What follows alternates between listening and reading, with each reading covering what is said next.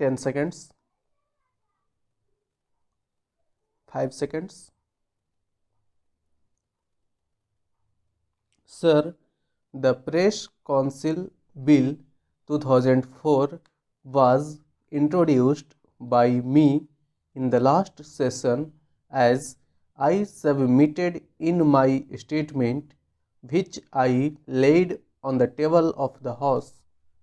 I request the House to consider the second amendment because an ordinance had to be issued since the life of the council was expiring. Since the life of the present council was expiring, we had to issue the ordinance. At this stage, I do not think I have much to say because it is a very simple bill.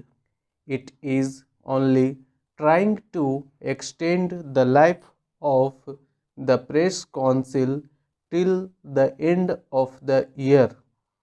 If we are able to finalize the formation of the Press Council earlier, then of course the present term would expire earlier.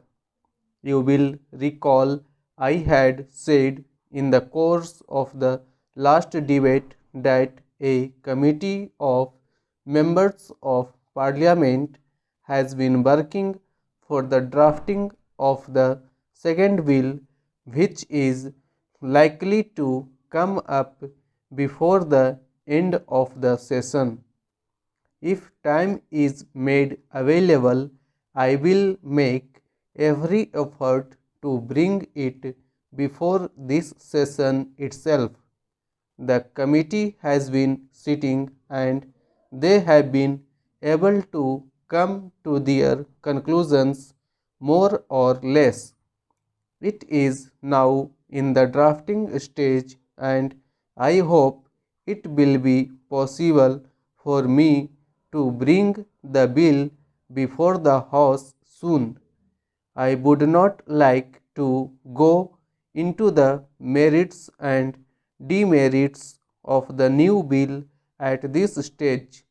I would only say that it is a very simple bill extending the life of the present council. I hope the House will approve of this at any early date so that I can go to the other House before the budget debate is taken up. Mr. Deputy Chairman, I welcome the Minister's statement that before this session ends, the government would be in a position to bring the Comprehensive Press Council Bill before this House for consideration because that would be the proper occasion for discussing the working of the Press Council in depth. He said that this particular bill, which seeks to replace the ordinance, is a simple bill, no doubt about it. It is a very simple bill dealing with merely the term of the Press Council and giving life to the Press Council, which would have otherwise expired even today. I do not object to the contents of the bill, but I take strong exemption to the procedure followed by the government in this regard. It has been my general objection that Article 123 of the Constitution, which empowers the President to promulgate ordinances during the recess of Parliament, is a very special power. It is an extraordinary power which has to be exercised with very great caution and care and only in an emergent situation. Unfortunately, with this government, Article 123 has become a matter of routine.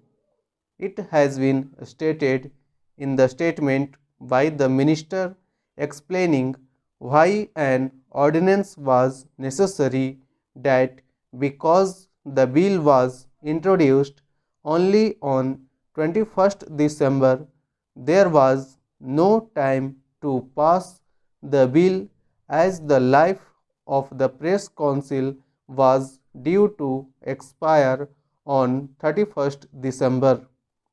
For this reason, there was no option except to take recourse to an ordinance. My submission to the government would be that the government was fully in the know that the term of the press council was due to expire on 31st December. This was not something which suddenly came out.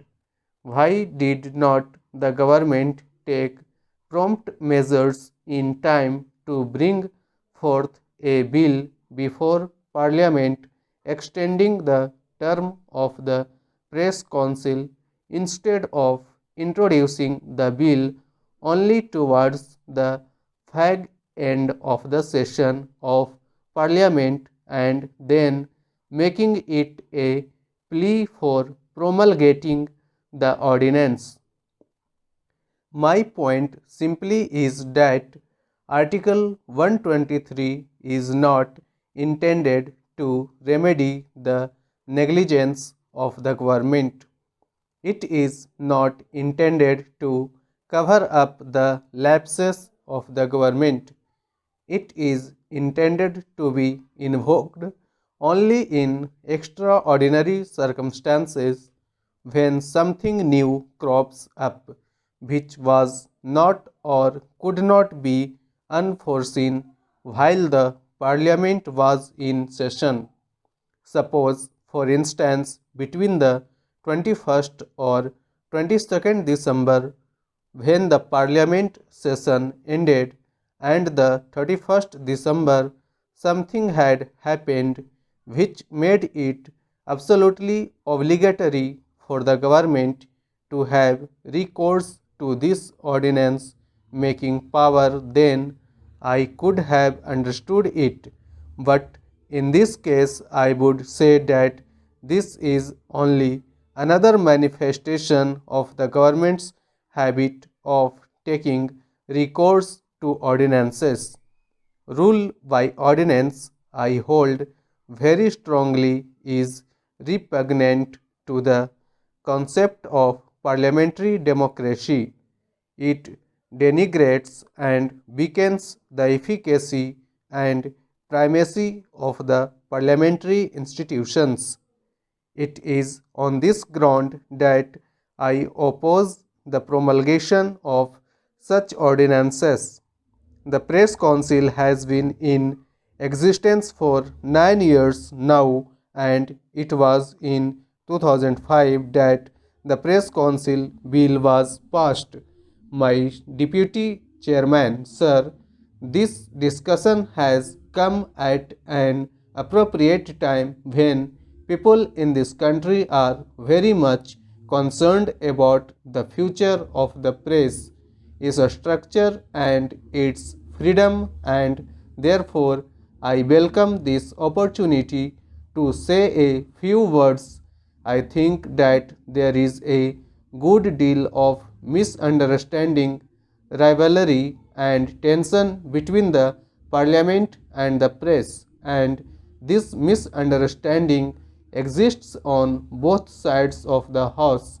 The usual attitude among the politicians is that if a newspaper supports this party, then it is independent, and if it criticizes their party, then it is the mouthpiece of the monopolists. Well, sir, it is not as simple as that. We all know that many parties when they have been in power. For instance, the DMK, the CPM, all these parties have harassed newspapers when they had been in power. Sir, this is not a situation that is new to India. It exists in all democratic countries.